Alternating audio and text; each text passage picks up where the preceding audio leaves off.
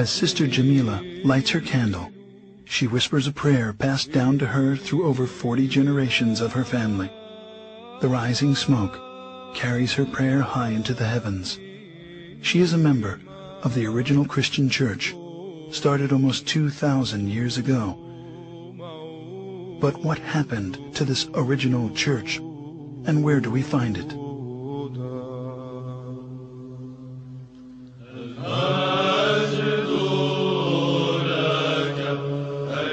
At that time, those believers in Jesus Christ joined together with the apostles, establishing the first organized church community in the city of Antioch.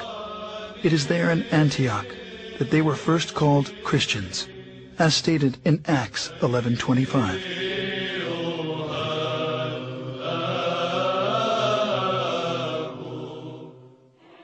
Scholars estimate there are over 2,600 groups today who lay claim to being the church, or at least the direct descendant of the church described in the New Testament.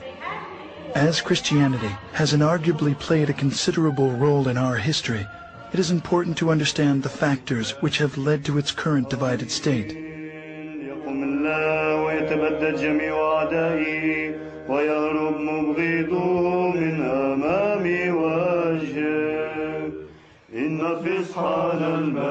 With the birth of the Church of Jesus Christ at Pentecost, the apostles made many missionary journeys. Over time, 5 patriarchates were established in Antioch, Jerusalem, Rome, Alexandria, and Constantinople. The apostle Peter was the first bishop of Antioch. 12 years later, he became the first bishop of Rome, leaving the apostle Paul as the head of the Antiochian church, while James, the brother of Jesus, was the first bishop of Jerusalem. Even though they were in full communion with one another, disputes arose over the adherence to the Old Testament law. James gave the solution to settle all doctrinal and moral issues through ecumenical councils, and the church flourished for 1,054 years. The first council was known as the Council of Jerusalem, as documented in Acts 15. In the history of the Christian Church, we find scores of such councils, establishing its canon laws, which the Orthodox regard as the faith of the apostles, faith of the fathers, faith of the Orthodox, the faith which has established the universe. Heresies, disputes, numerous wars, and much persecution constantly challenged the early fathers of Orthodox Christians.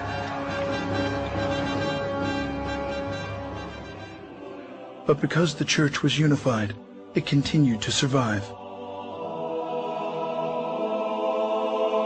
At the Ecumenical Council in 325 at Nicaea, the bishops decided they needed a creed.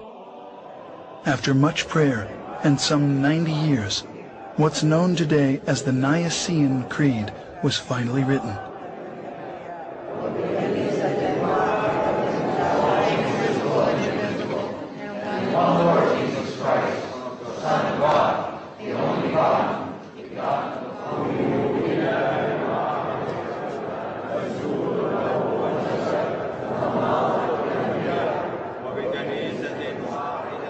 Between the years 325 and 787, 7 meetings were held to establish the laws of the Church.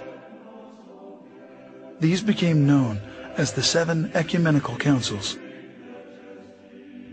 The faith of the Church, at the close of its first 1,000 years, was the same.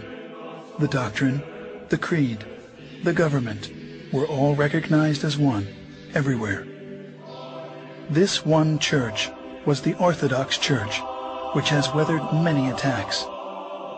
This cohesion, however, was soon to end. As the first millennium was drawing to a close, tensions began to mount between the Western Church, Rome, and the 4 Eastern churches. The bishops of Rome began to claim authority over the other 4 churches, on the claim that the Roman Patriarch was the only true successor of Peter. two giant issues emerged. First, Rome's declaration of the Pope's supremacy, and second, that the wording of the 700-year-old creed be changed.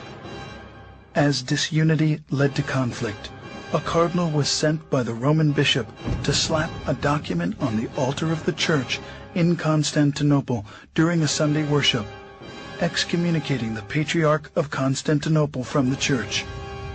The final consequences of these tragic events was a massive split.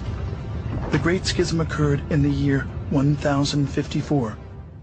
Pursuing his claim of universal headship of the Church, the Patriarch of Rome broke from the other four churches, creating the Roman Catholic Church, independent of the other.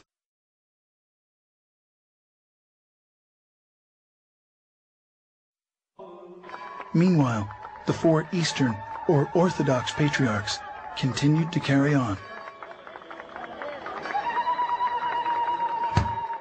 In 1517, a little-known German monk named Mартін Luther, protesting certain Roman Catholic practices, nailed a 95-point thesis to the door of the Roman Church in Wittenberg.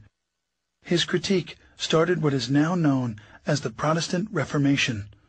Fueled by complex political, social, and economic factors, in addition to religious problems, the Reformation spread like a raging fire into virtually every nook and cranny of the Roman Catholic Church.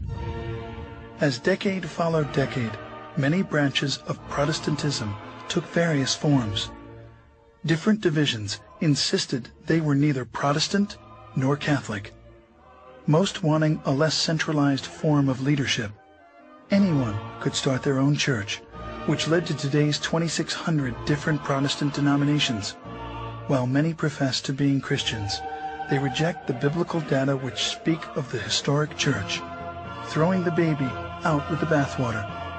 Some pretended to be the New Testament church, but were seriously off base, leading many people far astray from Christ and the church.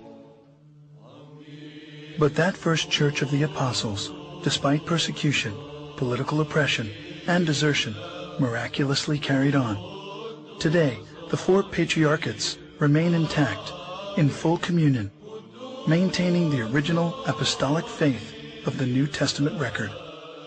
The holiest two Christian shrines, the Nativity, where Jesus was born, and the Sepulchre, where Jesus was buried and resurrected, are still protected to this day by the Orthodox Church.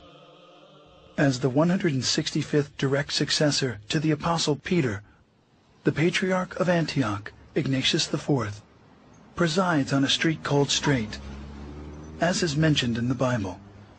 Patriarch Ignatius IV took his name after the great martyr Ignatius I, who was the third to preside on the throne of Antioch from 67 to 107 AD.